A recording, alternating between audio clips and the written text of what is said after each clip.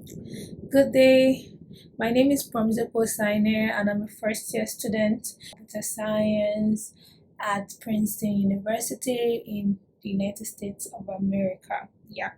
So I'm doing this video in response to the so many questions again I've received concerning securing this particular admission as well as my other scholarships. So I figured that with a video I'll be able to express myself better and pass a lot of information in a short time. Yeah, so that's why I actually settled for a video.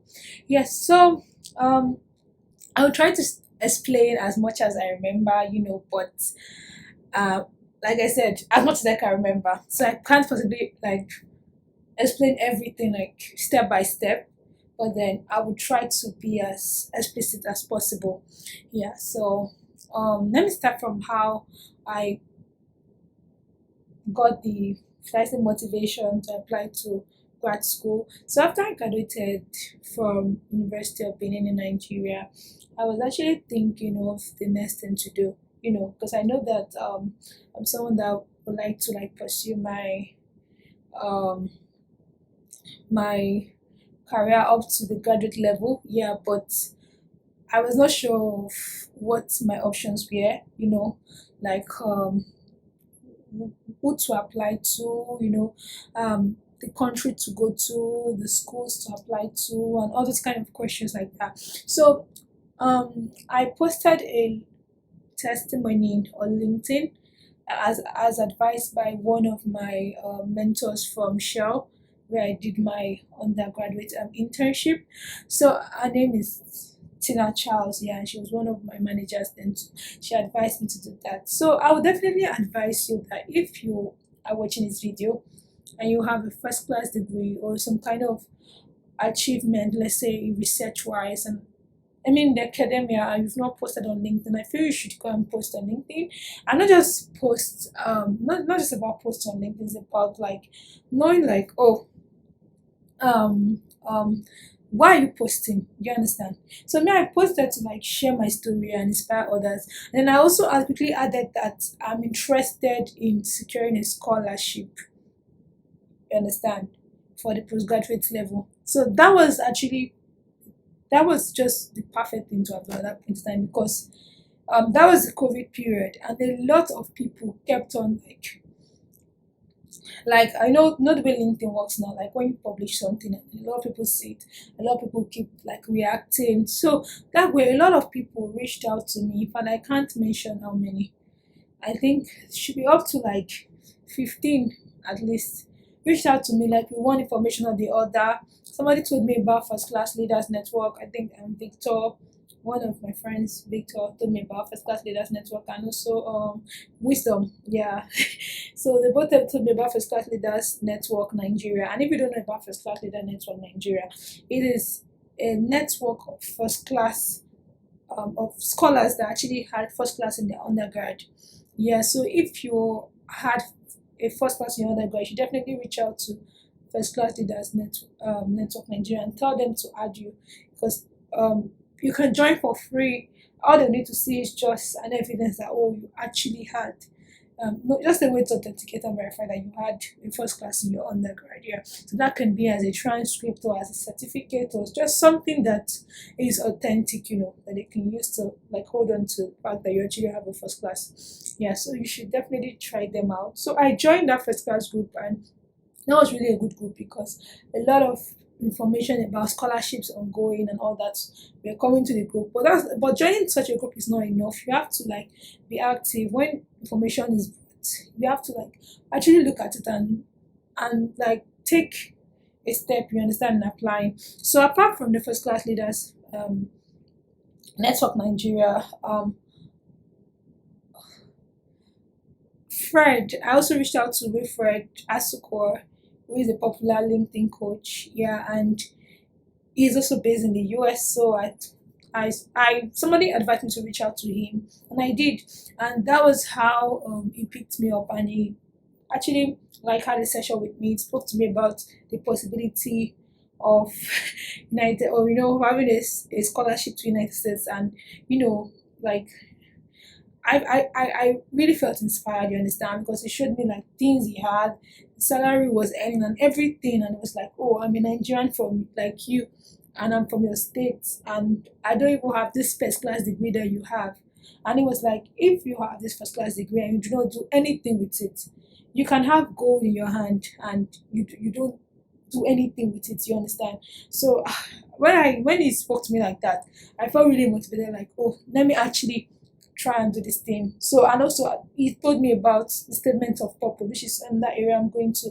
So, statement of purpose is like a summary, or is a summary, yeah, of what of where you are coming from, what you're currently doing now, and what you want to do in the future, and how what you want to, and how all this, and how the school you're applying to will enable you to achieve like your future goal.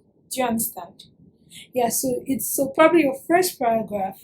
Now, any statement of purpose must have these three things in it. You understand?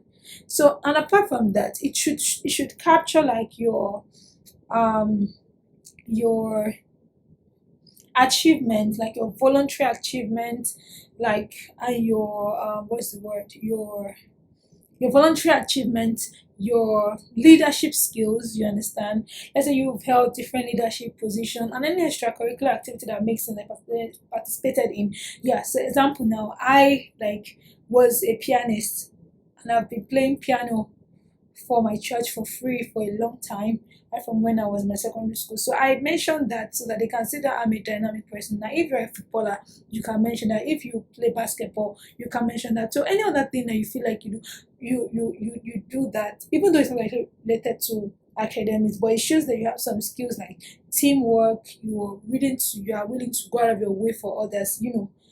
All those things should be captured in your statement of purpose. And I think I would refer you to a very good statement of purpose video. I will try to do one, and also, but meanwhile, while I'm coming up with that one, I'll refer you to one of the videos done by Samuel Adeleye. Samuel Adeleye is the founder of um, First Class Leaders Network Nigeria. So you can easily get like, I would drop the video link in the description, yeah, so that you can just visit the video and learn about statement of purpose. Yeah, I think it's also on YouTube. Yeah, so Fred told me about the statement of purpose, and together he asked me, oh, what are the things you want to do? I said, on one hand, I want to be a software engineer. On the other hand, I like to go data analysis. I like using Python programming language. It was like, okay, write a statement of purpose for the two areas. But that gave me clarity. Like as I was writing, I began to see that, oh, I think I actually want to do machine learning in healthcare. You understand? That resonates. I resonate more with that than the software engineering. So I started writing the SOP, and I wrote the SOP very well for data science, that's machine learning in the healthcare, right? So as I spoke to Fred, reviewed it and everything. So if you know, Fred's company is Zid Worldwide, so you can actually feel free to check that out. So as that was going, I was learning about um, different different resource, yeah, for scholarship application. I learned about Education USA, and I was able to attend an Education USA boot camp and connect with some previous scholars, and they also helped me. Like one of the scholars from Education USA helped me to review my CV. Then I didn't know that a work CV was different from academic CV, so I had to. Although I had a very good work CV, I had to change that into an academic CV. You understand? So if you need a sample of that, you can reach out to me, and I can provide you an academic CV sample that you can actually use. Yeah, so yeah, the academic CV, yeah, I had to write the academic CV. So if you have been using your work CV like for your scholarship application, that's not the right thing to do at all. You have to ensure that you convert it into an academic CV.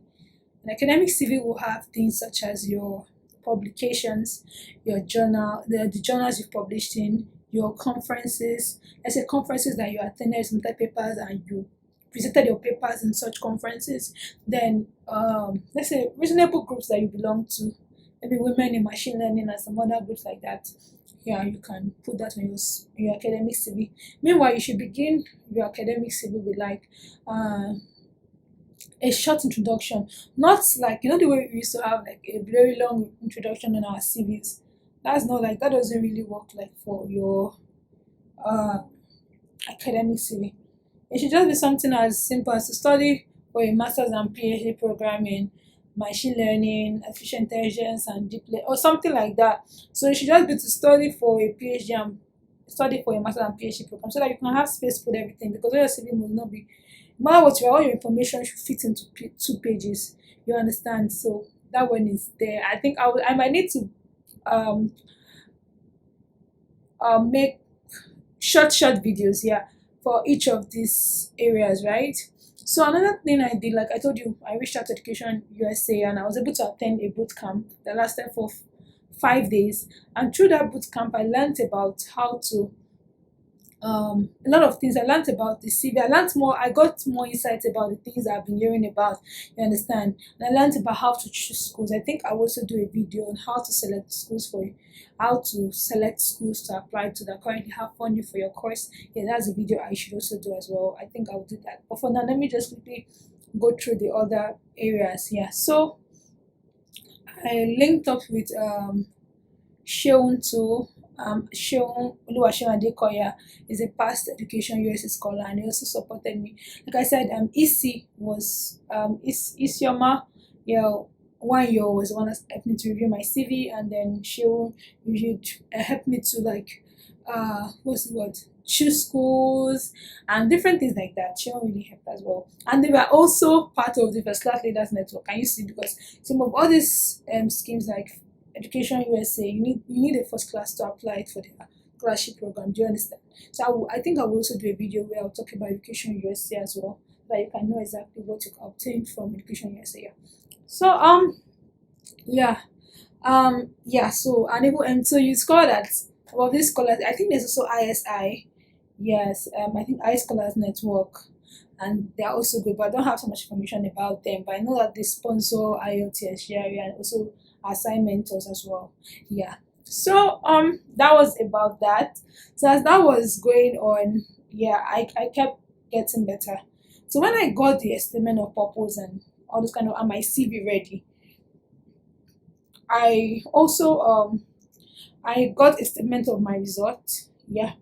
And as advised by Fred, I started shooting out those emails. So I think another thing you need to work on is like creating an email template to reach out to the professors. So after you know the schools to apply to, you also have to have a template you will use.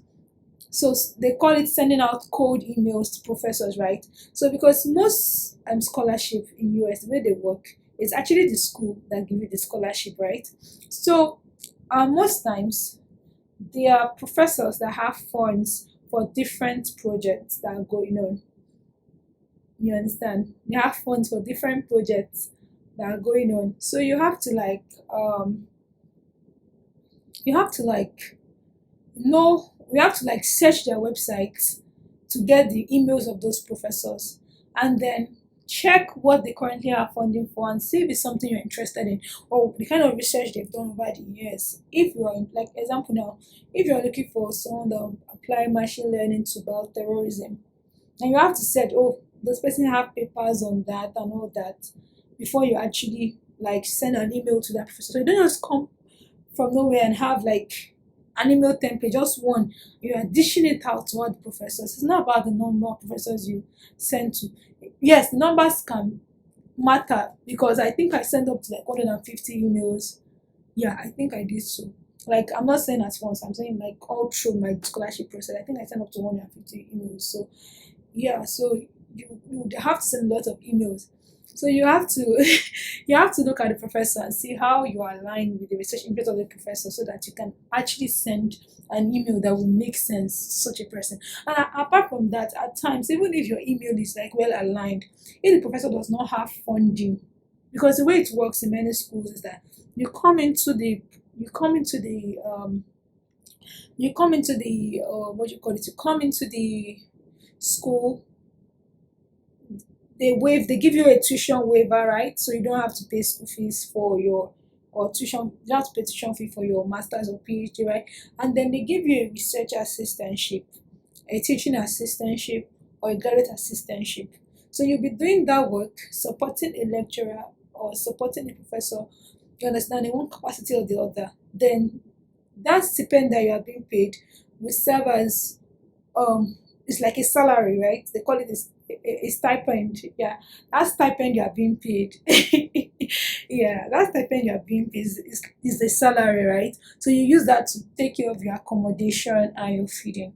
Do you get? That's how it works for different schools. But at times there are also fellowship. Fellowships is that they bring you in, they're giving you that stipend, but you are not meant to like do any work, to do any research or teaching job. You understand? Yeah, so yeah, I'm trying not to divert too much. Yeah, so that is about the US thing. So you need to that this is the reason you need to send out those mails, because those professors will now use the grants they have in their lab, as your to provide you funds, you understand, as your stipend. So that's why it's important to reach out to the professor, because if the professor actually like schedules you for an interview, is interested in you and talks to you and would like to work with you, that makes sense, because the professor cannot say, oh, admit this student. If you admit this student, like, it's not the problem with most US universities that they will not admit you, they don't have funding for you. You understand? Because they feel like if you are going through their program, they should be able to provide funding for you, especially if you are doing a PhD. Even if you are studying for a PhD, you understand? So they would want to have fun for you. And if they don't have that fun for you, then they would not want to admit you. You get, so you have to like reach out to those professors. And people will ask me, will tell me that, oh, I need to write GRE and have my IELTS. Yes, some professors will indeed tell you that I have this position, apply, but you need to have GRE and IELTS. What about some professors that don't want to be flooded with emails? You understand? Some professors know that some professors will actually call for those, make those public calls, you understand? And then a lot of students, they are flooding them with emails, and like they're getting like up to 500 emails. How are they going to go through all that? You understand? So some of them will actually have this position, but they would not advertise it because they don't want to be flooded. But some will also put it on a website, while some will also go as far as putting it on social media platform like Twitter or LinkedIn, you understand? So you can shoot for those ones, is good. But what I'm saying is that as a Nigerian, I think you are better off like shooting randomly to professors, even if they do not have like, you understand, even if they do not have what's the word, even if did not make that public call, yeah, you can still send them, because some of them are just planning to take one person. They don't want to go and they don't want a public call that would now involve like going through 500 emails, you get. So that's why it's important, you have to send emails to professors. So I started sending emails to professors, and I was able to like come up with like, I did that, and I was able to like secure interviews with like, okay, no, yeah, no, not interviews. I was able to get a professor, you understand, or a professor from one university, and professor had an interview with me, and it was like, is he did not assure me he was taking me. He just said, oh, okay, yeah. He just told me that, oh, okay, he was okay with the interview he had with me. So that one ended there. I continued sending emails out. Because just because you have gotten one response does not mean that you will now hold on to that response and say I've gotten a response. Because what if the professor decides to leave the university or something? You have to continue shooting so that you can have, if there's nothing wrong with having six professors or five, then the problem will not be, oh, choosing the right one person to work with, you understand? Because not the fact that you have gotten a professor to like to be interested in you does not guarantee that you are going to get the admission. Although it can have a lot to do, like you can have like 60 to 70% to do with the admission, but it does not guarantee. Your other application materials need to be very strong as well. So also I reached out to what do you call it, Mr. Isaac too from LinkedIn, and Mr. Isaac Udotong really helped me as well. In He connected me to a professor in Oxford that reviewed my SOP, and apart from that, he also went as far as covering some of my application fee as to two schools. Yeah. So as this was going on, yeah, I saw Marketable scholarship advert and I applied for it. And if you don't know, I already have a video on. In case you don't know, I have a video on Marketable scholarship and describing how I won it. You understand? So Yeah, so if you're like interested in, if you're interested in, yeah, I'm recording. Yeah, so if you're interested in like applying to my Getawe scholarship, then you can definitely check out that video that I already have on my Getawe scholarship. Yeah. So, what was I saying? Yeah. So I applied to my Getawe scholarship. I think the good thing then was that I was not afraid to reach out to people. I reached out to as many people as possible. Yeah. Like if I and I don't disturb the same person all the time. You understand? If I see like, oh, this person can actually help me review this because the person has already won the scholarship, I would like I would meet up the person. And if I see like what do you call it, Mastercard, there are a lot of resources on YouTube actually. You can check, if you check for Chevron scholarship, Mastercard scholarship, you will see a lot of videos. So I was really watching a lot of those videos at that point in time. Then I learned about virtual fairs. Yeah, so if you know Yoket and Education University, at times they advertise some of Yoket fairs. They have this kind of fairs where a lot of representatives from different schools they come together. You understand? For example, now you can have like 100 schools, 100 schools, or um, up to 50 schools come together. The graduate admissions representative, you understand, that person would be available throughout that time to talk to one or two people, like students that are interested in their school. So I had my template that I was using then. So that was COVID period, and I really capitalized on that because there were a lot of schools were waiving the application fees, even including Princeton. There was an application fee waiver code. You know, if you reach out to some people, they will provide you with the code. Like even Harvard did not have an application fee at that point in time, and even some other schools, not just some, in many schools. And then also you have to like contact like admissions office, like contact the program coordinator and say, oh, please, I actually need this fee to be waived. This is the reason. Do you understand? So when you go to those kind of conferences where you have like 50, 100 schools, you don't spend your time in like one school talking, talking, talking, talking. No. Like me, what I used to do then, I'll just type out my questions. What I'm just doing is copy and paste, Control C, Control V. As simple as that. I come to your school. Hi. My questions are simple. Can I get a waiver for GRE and IELTS? Can I get a waiver for GRE? I'm a first class graduate and I had a 4.77 out of 5.0. Can I get a waiver for IELTS? You understand? Can I get a I would just act like that. Do you get? I would just act like that. So and some say no, some will say, oh, we can waive IELTS, but we don't ever waste GRE. Some will say, oh, it depends on your department. If you're in computer science, if you are going to computer science, you can waive the GRE. So you will just quickly get the information you need and highlight, oh, do you have funding for this course? Like in terms of graduate assistantship. If you're looking for a graduate assistantship, then it's the graduate admission officer, like the program director that you would actually reach out to. So I just asked them like that. So that way I would now know, oh, these are the schools that are waiving IELTS, these are the schools waiving GRE, because I knew that there are a lot of GRE,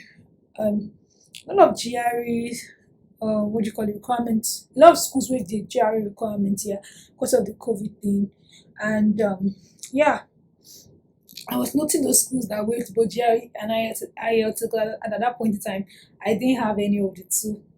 So I was just like, oh, what can I do? It's just what I have. I have a first class. What can I do with the first class that I have without even writing this GRE and IELTS? And like Fred already mentioned that was possible, you understand? So I was like, let me try and let me see how far this thing goes. Yeah.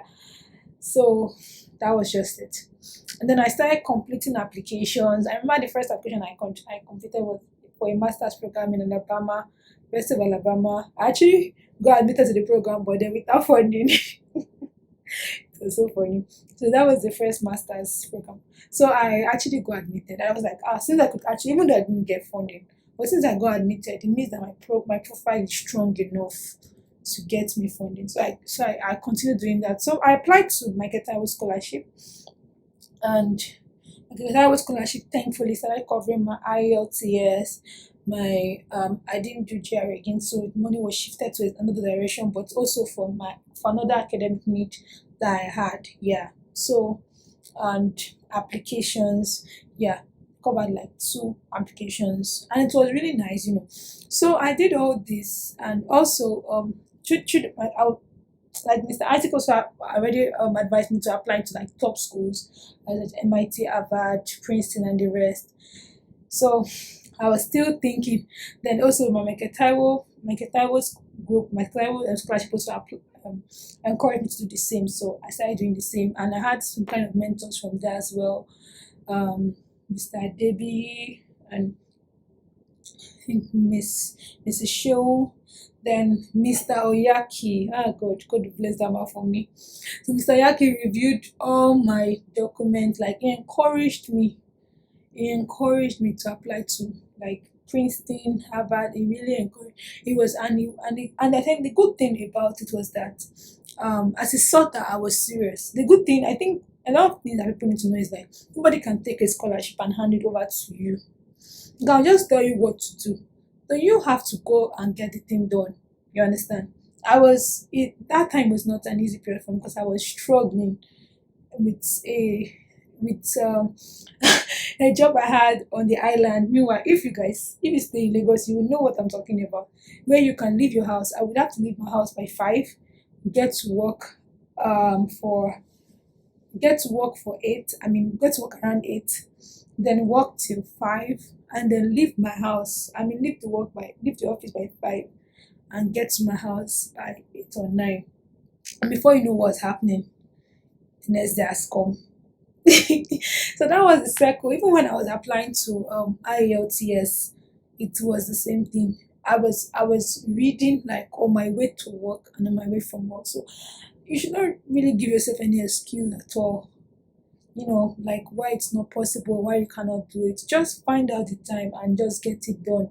So I remember then also I used to send some emails on Saturdays, on Sundays. If you know how to schedule, you can actually schedule an email. Like even if you send it, although I think that was also another thing I was doing. Yeah, then I didn't even know about scheduling emails. I would just send at that time, that night. And funny enough, one of the professors that actually contacted that actually led to my funding in at University of Notre Dame. It was actually on a Saturday evening. I sent him a message. Saturday evening in Nigerian time. That must have been like morning in here in the US. You understand?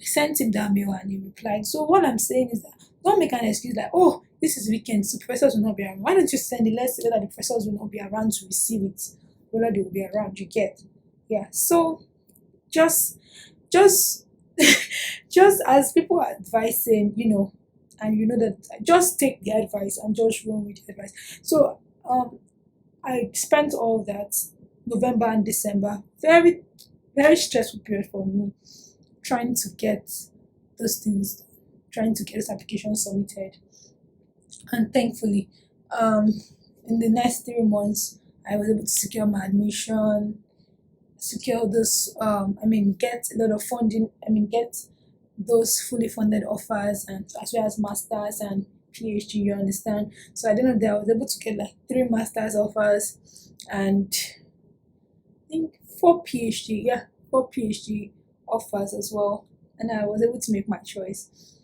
So that was really the whole thing. So but I'm trying to conclude. Yeah, so what was the I think I've talked about my undergraduate profile, and there's some part of the applications I've not spoken about yet. Let me start with my undergraduate profile. So I graduated like with a CGPA of 4.77 out of 5.0 from the Department of Computer Engineering, University of Benin, and I came top for my set. So if you have like always mention, if you came up with the top on the among the top 1% of your class, you should always mention that. You shouldn't like try to remove that. No, it's not you being proud. It's just you like quickly telling the professor like what you have to offer. Do you get? So I missed out some part of my application. Yeah, so a lot of my essays were as well reviewed by Gift and Nonso. Yeah, and they're first class leaders mentors. You understand, and also there were a lot of programs organized by first class leaders uh, network in September and October. So some people, when they see all those programs like advertised online, they not attend and you don't understand that you actually need to attend some programs when you listen to people that have actually gotten a scholarship so that you can understand how they did it. Because you might be doing the same thing and it's not working, and you keep on doing that thing and it's not working, and you're spending a lot of time and energy. Meanwhile, someone has already done this thing and knows the shortcut. Not even if not shortcut, knows how you're supposed to answer questions or how you're supposed to position yourself actually to achieve what you need to achieve. But if you do not attend the seminar, how will you know what that person did? Some of these seminars they bring like some scholars and not just first class leaders. I even see a lot, from LinkedIn and different places. Like if you know you want to go for example now Erasmus Mundus award, you should like take time to listen to some people that actually won this class so you can know what they did. Or if you want to go for chevening, you should take time to listen to someone that has that successfully gotten the scholarship. You understand? Same thing with Mastercard. So and what I do is like if like Mastercard, and there are different types of Mastercard. There are different schools affiliated with it. So you should try to check, oh, what is the policy for this school? What's because you have to know like, oh, there's CMU, this Carnegie Mellon University in Rwanda.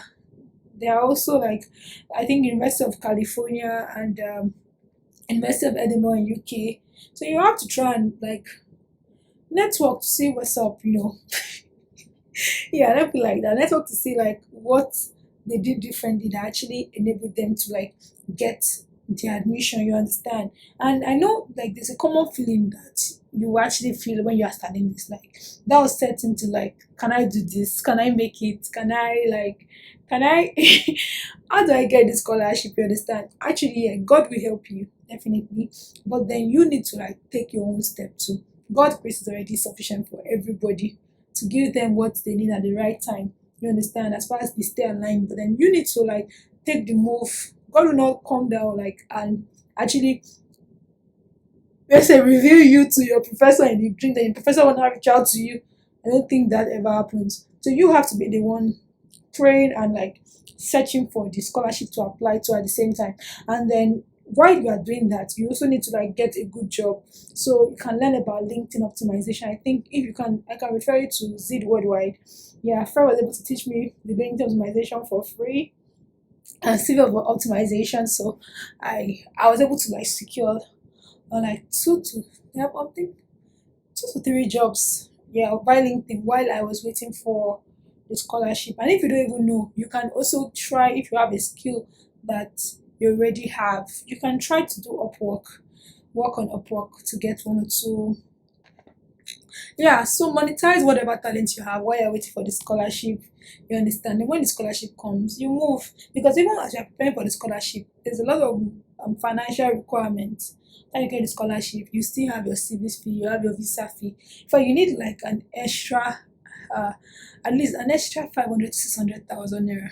If I'm being modest, you need like 600 to 1 million naira, even after you've gotten the scholarship to leave. Because you will need to buy some food stuff. Let's say you use 50K to buy the food stuff. You have CVs there, you have visa there, and you have flight fees there. And all those ones, they are still there. So you need to save up while you're waiting, while you're trying to what's the word? When you're trying to um get the scholarship. You have to be saving up money. So don't be like, oh, I'm just waiting for a scholarship. Yes. And every win you have along the way, try to celebrate it. Yeah. So also there's something I've not mentioned. Yeah. So in November, I also contacted with Dr. Kelechuku, yeah, on LinkedIn, who is the founder of the camp. So the camp is like they're a group of resident young people that motivate each other, that encourage each other, that are there to help each other academically and even in different areas. And Dr. Kelechi could really try to review my CV, yeah, as well. I mean, review my SOP and even helping me to like figure out the right area to do my research in. Yeah, he really helped me like in that with that. So yeah, so just shining the light on that. Yeah. So what was I even saying? I was talking about my undergraduate experience. I was talking about um my academic, like my profile. I got it in top of my class and having a 4.77 out of a 5.0. Then I went on to like during school time. Like if you are, if even if you are a first class student or you are aiming in first class, you should try to like get um have one or two voluntary activities. So then I was academic coordinator of my fellowship and also of a Eugenous club leader then, which was in charge of students' academics, you understand, like paying them to faculty reps to help them at you understand, all those kind of things. So I did that and I was able to, you must be able to tell your story.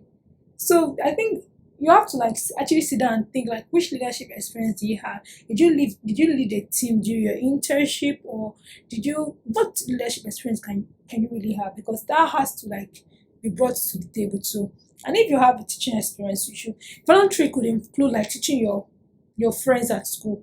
You know, anytime you actually taught your friends, like or taught your classmates, you took tutorial for one or two subjects, you can mention it. That serves as voluntary and also that serves as like teaching experience. Like I told you, some schools will like will be ready to some professors can only offer you teaching assistantship. So you need to be able to they need to see that competence, you understand? And then your research work has to make sense. It has to make sense. And you need to see like where you are coming from. Even if you are shifting from one research area to another, you need to see you need to be able to answer why. Why did you take that shift that you took? And what's the relationship between what you were doing before and what you're doing now? You have to be able to answer that question. So I was talking about yeah, still on undergraduate experience. So yeah, so please if you attended conferences, mention them. All these small things, voluntary leadership. I mentioned like even if you're a first class person, try to participate in like in one or two leadership activities, either within your faculty or your department, even if it's just as little as within your department. Example now, I served as the Secretary General for Association of Computer Engineering Students in Unipen, like in my fourth year. And my fifth year I took up a responsibility of becoming the Secretary General of the final year committee. So as simple as this sounds, it will enable you to have a story to tell. Do you understand? And if you did not do anything during your undergraduate and time has passed, no problem. Now you have to sit down with your laptop and search like what are the current voluntary activities you can participate that relate to your area of research.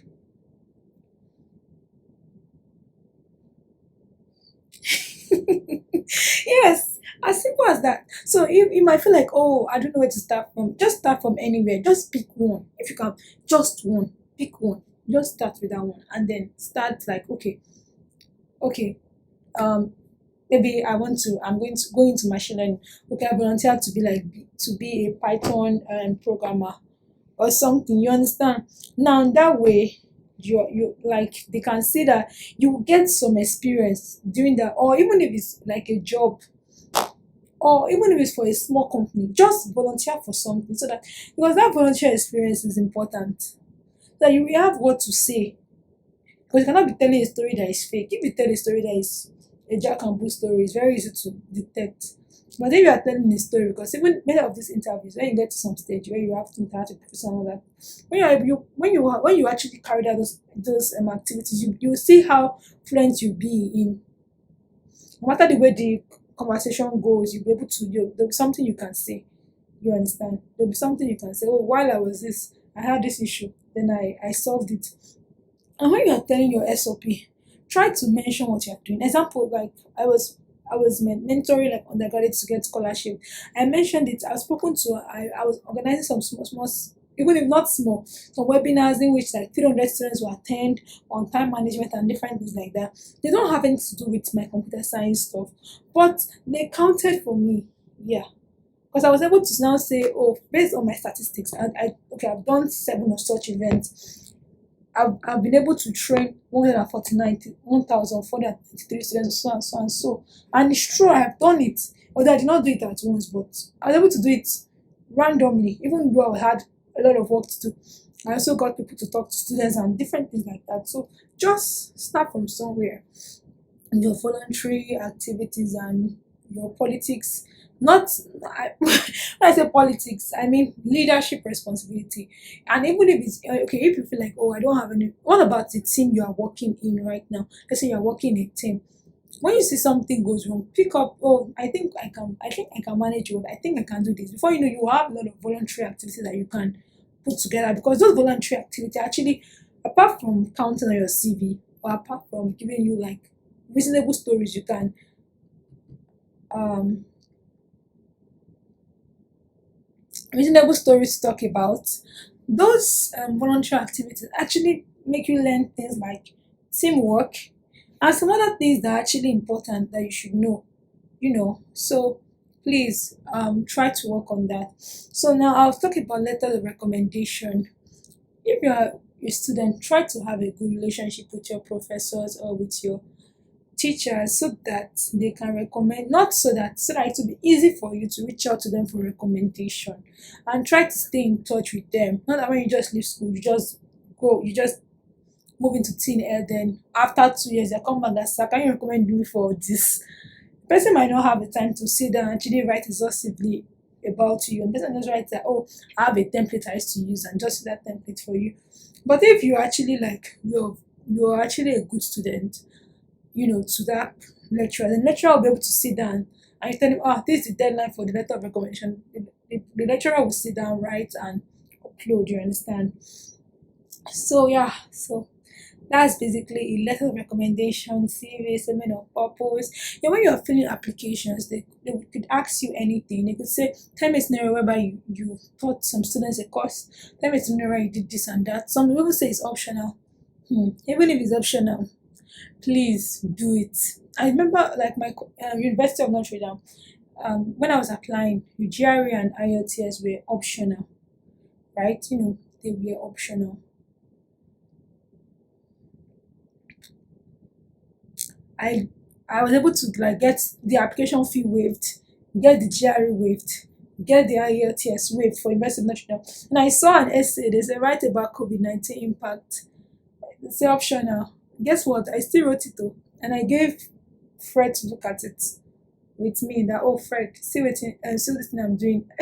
I'm not supposed to speak what do you call it, vernacular. See what I'm doing, you know.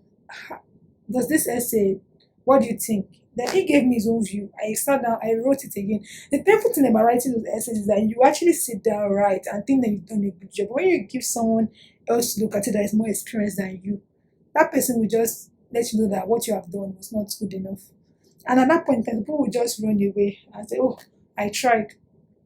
What I just do is that, oh, I know I've tried for this day, I just leave it like that. Tomorrow morning when I wake up, that's the first thing. Before I do any, I've just carried my laptop. I start typing again what this person say. I try to in fact when my people are giving me feedback, I try to write. Apart from writing, I try to, even if it's a voice call, I will record the call.